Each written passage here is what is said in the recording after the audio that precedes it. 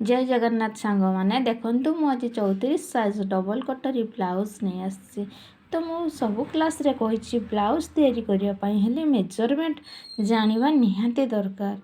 तो मोर मेजरमेंट रही देखंतु मोर फास्ट तो आपनकर फास्ट मेजरमेंट रहिबो लंब रहिबो 14 कांध रहिबो 11 काख 11 छाती 34 अंटा 30 आगपट बेक 2/6 पछपट बेक 2/9 हाथ लंब 6 हाथ महुरी 11।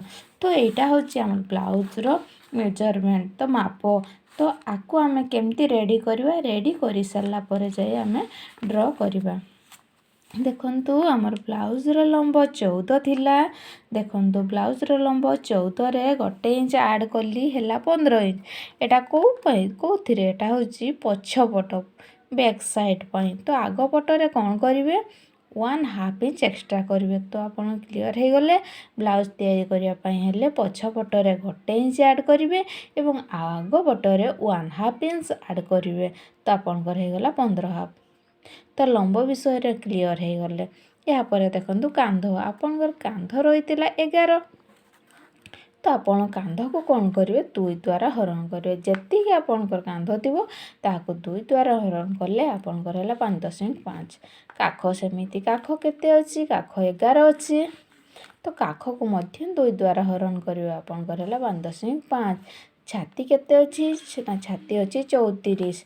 34 को आपन कौन करेंगे 4 द्वारा हरण करेंगे। 4 द्वारा हरण कले देखु आपंकर होगला 8.5 है 4 हरण कले 34 को से आप 2 इंच ऐड करेंगे आपंकर है 10.5। तो अंटा अंटा को मध्य आप 4 द्वारा हरण करेंगे।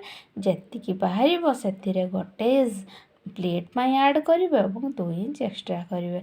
आपंकर छाती जी अंटा से ही रहिबो। तो छाती जेहेतु 10.5 रही अंटा भी आपंकर 10.5 रहिबो। यापर देखंतु हाथर लंब आपंकर केते रही ना हाथर लंब 6 रही। आपंकर लंब जी थी आप कौन करेंगे 1 इंच ऐड करेंगे। तो आपंकर होगला 7 इंच। हाथर लंब जानीगले हाथर महुरी जी थी से आप 2 हरण करेंगे जी बाहर से 2 जग करेंगे आपंकर होगला 7.5। देखंतु मो माप विषय पूरा क्लीयर कर लिखी। तो आपण ए लेखा को नोट आउट कर रखिए एवं तो सही अनुजाई आपण ड्र मध्य करेंगे। तो आपण या आपको देखिकी केबे ड्र करेंगे ना आपंकर भूल हो यहाँ ही हूँ आपंकर ड्र। तो मु सब दे देछि लंब कांध काख छाती अंटा हाथ लंब हाथ महुरी सब लिखिदे। तो सही अनुजाई आपण कौन करेंगे ड्र करेंगे। तो प्रथम आप पछ साइड रही ड्र करेंगे। ड्र करने आगु ताको आम ग्राफ कर ड्राफ्टिंग करवा से अनुजाई काटिबा। देखो आपंकर गोटे ब्लाउज तैयारी करने 80 cm कपड़ा दरकार होता है। यहाँ हूँ ब्लाउजर पछ साइड। ये पछ साइड को आपड़ केमी तैयारी करेंगे देखु कपड़ा को एमती आप डबल फोल्ड करदे। तो डबल फोल्ड कलापर ये जो गार रही है लंब यहाँ हूँ बन साइड यहाँ निज पटे ही रखिए। लंब मुझे पछ साइड रे 1 इंच ऐड करियो 15। तो यही जगार एतिकी यहाँ हूँ आम लंब। ये लंब आप 15 इंच ने। यहाँ हूँ लंब मुझे लिखिदे लंब एवं आपण तो आप जदि बिगिनर्स तो पेपर उपरे करेंगे। जदि आगु करी ब्लाउज तो से आप कौन करेंगे डायरेक्ट कपड़ा उपरे करें एमती ही ड्र करेंगे। देखो यहाँ हूँ कांध कांध आपंकर केते रहिबो ना कांध आपंकर 5.5 रहिबो।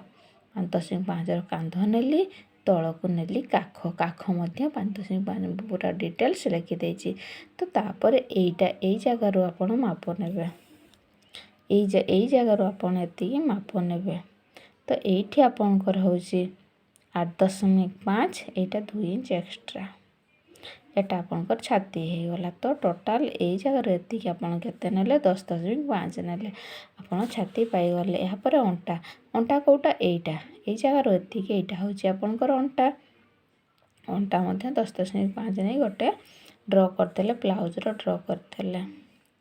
कलापर देखु आमर बेक गला देवा मु बेक गला देती एटा पछ साइड हूँ 2 विभक्त 9 नहीं तो ताने यही जगार एतिक 2 तल को डाउन कली 9 तो 2 आ 9 को नहीं मु गोटे बॉक्स तैयारी करी गलर शेप देदेली। तो यही भाव में आपण पछर ड्र करदे एवं कटिंग करें।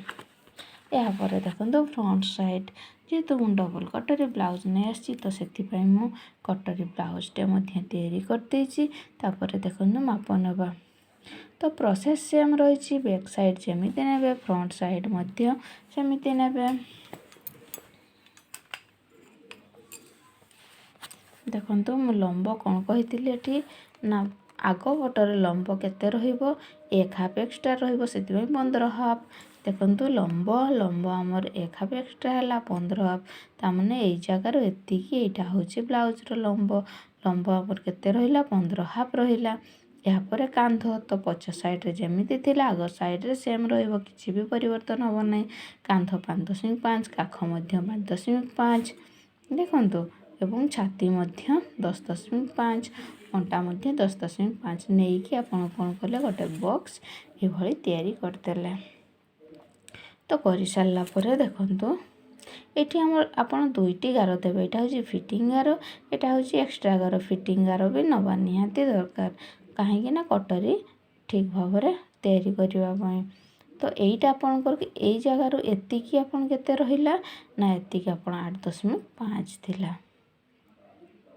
यही जगार एतिक 8.5 ने यहाँ हूँ 2.2 इंच एक्सट्रा। तो यापर तल को आसतु तलपटे आप कौन करेंगे यही जगार देखो यही जगार एतिक 3.5 नेले यही जगार एतिक 3.5 नहीं गोटे बॉक्स तैयारी करदे। बॉक्स तैयारी हो सारापर यही बिंदु ऊपर को आपन गोटा बन साइड ही होता है यही जगार ऊपर को 1 इंच ऊपर को दे एमती भीपटीर सेप देदेले। यापर देखु आप ऊपर को जीवे तो आमर जो कांध रही 5.5 कांध नहींचे ये कांध उपर मु 2 इंच आउ गोटे चिन्ह देली चिन्ह दे तल को डाउन कली 6 इंच तो 2 इंच 6 इंच गोटे एमती बॉक्स तैयारी कली। बॉक्स हो सारापर यही बिंदुर ऊपर को पुणी 1 इंच ऊपर को बिंदु देकी देखो बिंदु देली यही जगार एतिक मु कौन कली 3.5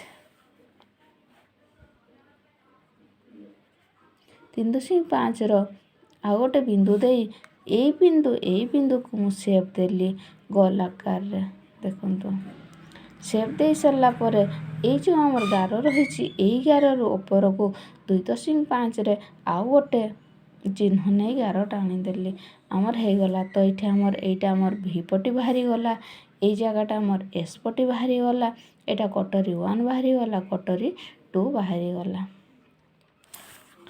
तो यापर देखो आमर कटोरी 1 आ कटोरी 2 जहाँ बाहरी तो ताको आपन सेम रे सेतिकी रखिबे नहीं। कटोरी 1 को कौन करेंगे ना कटोरी 1 को मध्य बढ़ा जाए केमिति बढ़ेबे ना जो कटोरी 1 रही तार ड्र आ गोटे जगार आपन करदेवे यही कटोरी 1 कला बेले आपन केबे सीधा कपड़ारे नेबे नहीं उरेप कपड़ारे ही नेबे।